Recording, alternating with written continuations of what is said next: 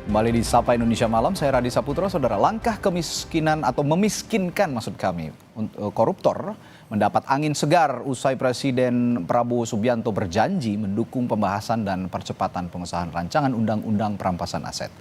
Namun tantangannya adalah meyakinkan mitra politik di parlemen untuk menindaklanjuti permintaan Presiden.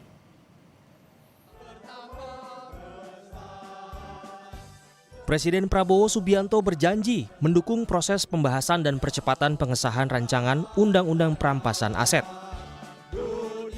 Prabowo menegaskan tidak akan berkompromi dengan koruptor yang tidak mau mengembalikan hasil kejahatannya dalam pidato di peringatan Hari Buruh di Monas, Jakarta. Saudara, dalam rangka juga pemberantasan korupsi, saya mendukung Undang-Undang Perampasan Aset, saya mendukung. Enak aja, udah nyolong, nggak mau kembalikan aset, gue tarik aja deh itu. Setuju? Janji Prabowo terucap saat merespons 6 tuntutan buruh yang disampaikan dalam peringatan Hari Buruh Internasional. Buruh juga menuntut pengesahan RUU Perampasan Aset sebagai bentuk dukungan terhadap pemberantasan korupsi. Isu yang diangkat plus satu, yang pertama adalah hapus outsourcing, yang kedua adalah upah layak, yang ketiga adalah Satgas PHK, yang keempat sahkan RUU Undang-Undang Ketenagakerjaan, yang kelima adalah sahkan RUU PPRT, dan yang keenam adalah sahkan RUU Perampasan Aset dalam memberantas korupsi. Dan satu lagi adalah ratifikasi konvensi ILO nomor 188 tentang perlindungan buruh perikanan. Pembahasan RUU Perampasan Aset menjadi tuntutan banyak pihak untuk memberantas korupsi di negeri ini. RUU Perampasan Aset kali pertama diinisiasi Pusat Pelaporan dan Analisis Transaksi Keuangan sejak 2003. RUU ini kemudian masuk program legislasi nasional DPR pada 2005-2009 dari total 31 RUU Prolegnas Prioritas 2008. Di periode berikutnya, RUU Perampasan Aset kembali masuk Prolegnas dan berubah nama menjadi RUU Perampasan Aset Tindak Pidana. Pada era pemerintahan Presiden Joko Widodo, pemerintah telah mengirimkan surat Presiden untuk membahas RUU Perampasan Aset pada pertengahan Mei 2023. Akan tetapi, hingga masa jabatan DPR periode 2019-2024 berakhir, surat Presiden tidak ditindaklanjuti ke pembahasan RUU. Pada April 2023, survei Litbang Kompas mencatat lebih dari 82% responden menilai RUU Perampasan Aset mendesak untuk dibahas di DPR. 13,6% berpendapat tidak mendesak dan 4,2% menjawab tidak tahu. Di survei yang sama, 78,5% responden setuju negara berhak merampas aset penyelenggara negara yang tidak wajar dan berasal dari sumber yang tidak sah. Yang tidak setuju sebanyak 15,2% dan tidak tahu 6,3%. Namun, apakah RUU Perampasan Aset bakal memberi efek jera koruptor? 61% responden memiliki keyakinan tersebut, sementara 34,9% tidak yakin dan 3,8% menjawab tidak tahu. Menurut Wakil Ketua Badan Legislasi DPR Ahmad Doli Kurnia, RUU Perampasan Aset Tindak Pidana sudah masuk prolegnas, namun belum menjadi prioritas. Kita juga sudah memasukkan rencana pembahasan pembentukan undang-undang tentang perampasan aset itu di dalam prolegnas pembahasan undang-undang. Nah, memang masih dalam long list, belum masuk di 2025. Nah, kenapa? Karena waktu itu kita sama pemerintah sepakat untuk kemudian menyesuaikan ya tentang ini kan berawal dari konvensi di PBB ya, United Nations Convention Against Corruption gitu loh. Nah, dan ini juga harus kita sesuaikan dengan mazhab, sistem dan konsep hukum kita. Sementara peneliti Pusat Studi Politik, Hukum Pemilu dan Demokrasi Universitas Andalas, Ferry Amsari bilang, RUU ini bisa berjalan jika Prabowo bisa meyakinkan koalisi politiknya. Tapi apakah mungkin ini mampu dilaksanakan jika melihat tabiat koruptor yang cukup luar biasa di berbagai ruang selalu ada mereka, termasuk pembentuk undang-undang gitu ya. Nah, ini kerepotannya di sana, apakah mampu Presiden meyakini teman-teman politiknya di parlemen untuk kemudian ikut menyetujui bersama Undang-Undang Perampasan Aset. RUU Perampasan Aset Tindak Pidana dinilai dibutuhkan karena selama ini upaya pemberantasan korupsi tidak disertai dengan langkah pemiskinan koruptor sehingga banyak aset atau kekayaan negara yang tetap menjadi milik koruptor meski mereka dihukum pidana. Tim Liputan Kompas TV. Saudara Presiden Prabowo Subianto berjanji akan mendukung proses pembahasan dan percepatan pengesahan rancangan Undang-Undang Perampasan Aset. Lalu apa langkah konkret pembahasan aturan perampasan aset ini? Kita bahas bersama Sodeson Tandra, anggota Komisi 3 DPR RI dari fraksi Partai Golkar dan peneliti Pusat Kajian Anti Korupsi PUKAT UGM, Zainur Rahman. Bung Deson dan Mas Rohman, selamat malam. Selamat malam. Selamat malam. Baik. Mas Rahman. Ya. Salam warahmatullah. Bung Deson, ini tadi kita sudah simak bersama di berita pengantar. Pak Presiden bilang enak aja udah nyolong nggak mau membalikin aset katanya. Gue tarik aja deh kalau gitu. Meskipun dengan gayanya yang sedikit berkelakar tapi menurut saya ini cukup keras begitu untuk menegaskan bahwa RUU perampasan aset ini penting untuk dibahas di DPR. Tindak lanjut dari DPR gimana? Kapan didorong masuk prioritas prolegnas? Bung Deson. Ya, terima kasih. Jadi pernyataan Presiden itu kan pernyataan politik Ya. pemimpin negara. Tentu Presiden di dalam koalisi ini kan sangat besar. Ya, kami dari Partai Golkar kan juga bagian dari koalisi. Ya. Sehingga kami menanggapi pernyataan Presiden itu secara serius. Dan kami mendukung penuh. Ya, tentu kami pasti yakin bahwa pimpinan partai akan menginstruksikan kepada alat kelengkapan partai di DPR yaitu fraksi Golkar untuk ya menerjemahkan ya pidato Presiden tadi ya secara teknis di DPR nanti. Kira-kira demikian. Oke. Ini RUU ini kan sudah dibahas di periode lalu sebenarnya dan tadi juga oleh kolega Anda Bung Ahmad Doli Kurnia juga bilang ini sebenarnya sudah masuk prolegnas tapi belum ada di low list, belum ada jadi prioritas. Kendalanya di mana sih sejauh ini kenapa belum jadi prioritas? Kami melihat bahwa ini tidak ada kendala. Ini cuma masalah teknis, ya. Oke. Nah, menurut kami inilah saat yang tepat. Kenapa demikian? Karena kami khususnya di Komisi 3 lagi akan membahas ya 4 undang-undang yang penting. 1 KUHP, mohon maaf. Yang kedua, Undang-Undang Kepolisian. Yang ketiga, Undang-Undang Kejaksaan. Yang keempat adalah Mahkamah Agung. Oke. Ya, justru dengan adanya Undang-Undang Perampasan Aset, ya, hasil tindak pidana ini kan menjadi sinkron dan komplit. Ya kan, kita tidak bicara sektoral, tapi kita bicara ini secara komplit, komprehensif, sehingga memenuhi unsur tujuan hukum. Kepastiannya ada dan keadilan bagi seluruh pihak di dalamnya. Misalnya kita kemudian melihat bahwa Undang-Undang Perampasan Aset ini kan sudah disebutkan dengan jelas hasil tindak pidana. Ya kan? Kita harus mengerti ini karena di dalam praktik ternyata banyak sekali terjadi bahwa sita itu kemudian kepada benda-benda yang kemudian diklaim bahwa itu bukan hasil tindak pidana.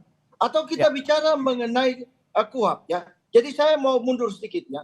Antara perampasan aset dan sita ini kan dua hal yang berbeda tetapi mempunyai hubungan, ya kan? Benda itu kemudian bisa dirampas kalau kemudian tindakan pertama adalah sita, kan begitu. Nah, jadi kemudian kalau kita bicara mengenai KUHP, ya, definisi KUHP itu kan sekarang sita itu kepada benda, ya, hasil kejahatan atau benda yang digunakan untuk melakukan suatu kejahatan, ya kan? Nah, tujuan dari sita itu adalah pembuktian.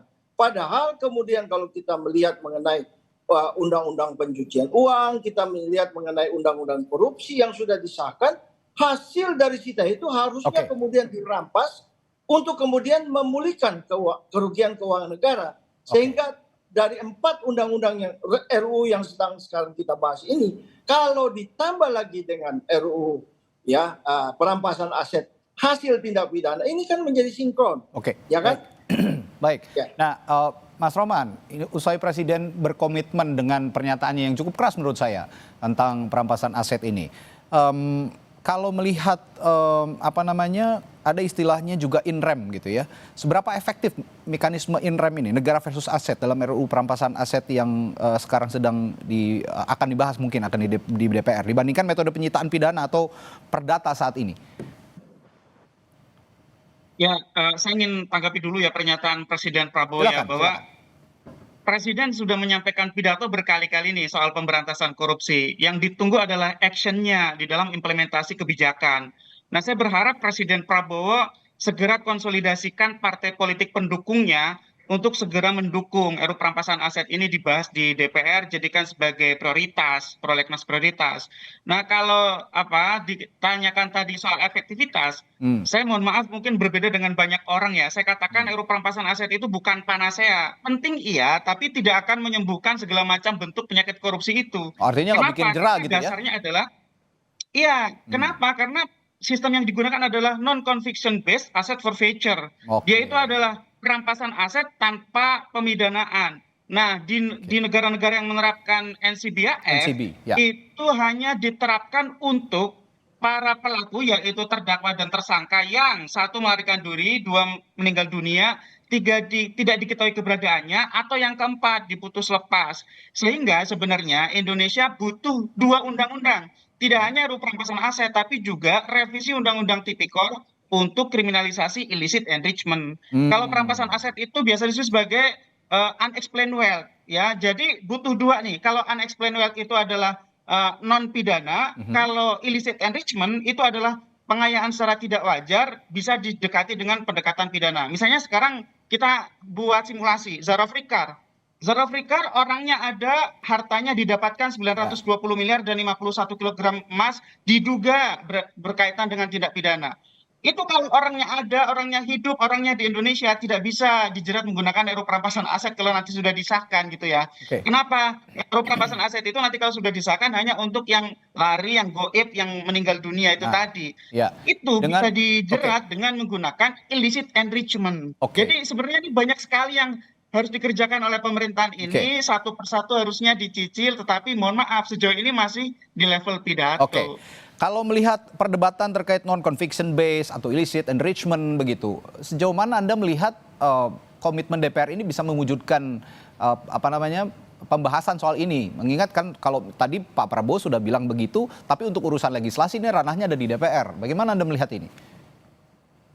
Ya, ini surprise-nya dari Pak Presiden Jokowi bahkan dari periode lalu, meskipun di ujungnya di injury time gitu ya. Harapannya gitu ya, sekarang jangan seperti yang kemarin. Saya melihat yang kemarin itu ada semacam ketakutan gitu ya. Apakah takut seperti bumerang akan menyerang diri sendiri gitu ya, senjata makan tuan, atau seperti apa? Kalau yang sekarang, periode sekarang saya harapkan tidak. RUU perampasan aset itu tidak seram kok. Yang seram itu adalah illicit enrichment di dalam RUU Tipikor gitu ya. Jadi saya harap ya, DPR segeralah untuk masukkan itu dalam shortlist, masukkan dalam prolegnas prioritas, segera bahas. Nah itu menurut saya bisa terjadi kalau elit-elit partai, khususnya ketum-ketumnya, itu dikoordinir oleh Presiden Prabowo. Kalau Presiden Prabowo itu sudah berkehendak, saya pikir seperti hanya cerita-cerita RUU sebelumnya itu kan dalam tanda kutip bisa dengan semalam suntuk itu kemudian paginya sudah jadi gitu ya. RUU TNI bisa cepat. Dulu sebelumnya RUU Pertambangan bisa cepat. Dulu sekali RUU Undang-Undang KPK 1919 usianya cuma 13 hari. Cipta Kerja itu juga bisa cepat. Kalau Presiden mau bisa cepat. Mau beneran apa enggak itu. Yang kedua, kalau DPR-nya tidak mudah untuk dikonsolidasikan, Presiden punya kewenangan namanya Perpu, sehingga di masa sidang berikutnya mau tidak mau wajib dibahas oleh DPR. Itu bisa menunjukkan komitmen nyata Presiden. Kalau gitu kapan kita publik juga butuh kepastian sebenarnya Bung Desron. Kapan sih sebenarnya ini bisa masuk benar-benar dibahas? Karena kalau memang tadi melihat perdebatan yang terjadi, termasuk tadi kata Mas Rohman bahwa yang serem itu bukan perampasan aset, tapi illicit enrichment. Nah, sikap DPR kira-kira kalau masuk dalam pembahasan ini bagaimana?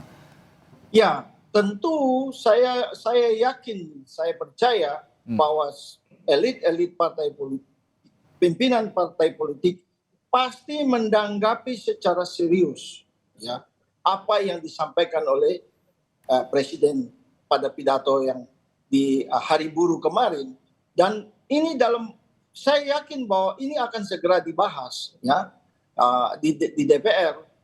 Kita jangan terlalu curiga atau terlalu berprasangka yang berprasangka yang buruk lah terhadap apa yang ditujukan oleh Presiden kepada publik tadi. Dan tentunya kami di DPR sangat serius dan kami percaya, saya sendiri percaya. Publik tidak akan curiga, Bung Deson. Sorry, saya potong sebentar. Publik tidak akan curiga, mungkin kalau memang ada kepastian kapan dibahas sehingga kita bisa sama-sama mengawasi. Ya, kalau bicara kepastian, saya secara terus terang mengatakan saya tidak bisa menjamin kepastian. Ya kan? Tetapi ini kan harus dibahas, ya. Ini ada di Balik. Saya anggota Komisi 3 ya. Tentu ini produk yang harus dibahas di Balik. Tetapi saya percaya sekali bahwa pidato Presiden itu akan ditanggapi secara serius. Oleh pimpinan. Kalau gitu terakhir sedikit saja ke Mas Rohman. Kalau memang nanti jadi dibahas, publik yang publik harus awasi dalam prosesnya apa saja kira-kira? Ya, kalau mau revolusioner, hilangkan prasyarat penerapan perampasan aset menggunakan non-conviction based asset forfeiture, yaitu diberlakukan untuk semua. Kalau itu diberlakukan untuk semua, termasuk yang present, yang orangnya hidup di Indonesia, saya angkat jempol untuk Presiden Prabowo dan DPR yang sekarang menjabat. Saya berharap ini akan menjadi game changer dalam pemberantasan korupsi di Indonesia. Tinggal dipasangkan dengan reformasi institusi penegak hukum. Jangan juga senjata ampuh, senjata sakti di dalam undang-undang ini kemudian dipegang oleh orang jahat gitu ya. Kalau penegak hukumnya masih mudah disuap, ya masih ada judicial corruption di sana yang ngeri juga. Sehingga menurut saya memang ini harus sinergis juga, harus benar sebagai bagian dari reformasi hukum di Indonesia. Kata kuncinya game changer tadi kalau kata Mas Rohman. Kita harapkan memang jadi game changer, bisa memberikan efek jera bagi koruptor-koruptor yang selalu saja punya excuse begitu ya untuk melakukan korupsi. Baik, terima kasih Mas Rohman dan juga Bung Deson telah bergabung di Sapa Indonesia Malam hari ini. Sampai jumpa lagi, Bapak. Terima kasih.